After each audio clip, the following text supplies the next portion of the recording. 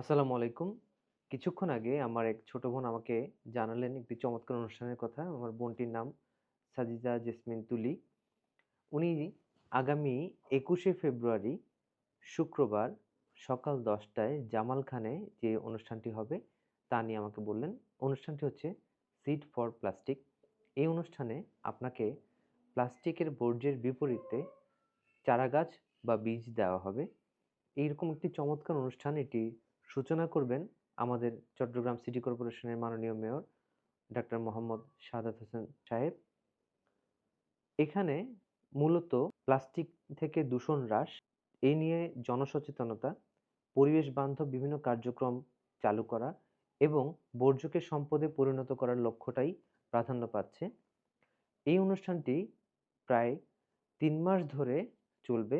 Jamal Khan, CRB, Agrabad, Patenga এরকম নানান জায়গায়। তো আমাদের যারা ভলান্টিয়ার হিসেবে কাজ করতে চান তারা এই জায়গায় আসতে পারেন আগামী ২১ তারিখ শুক্রবার সকাল ১০ টায় জামাল খানে।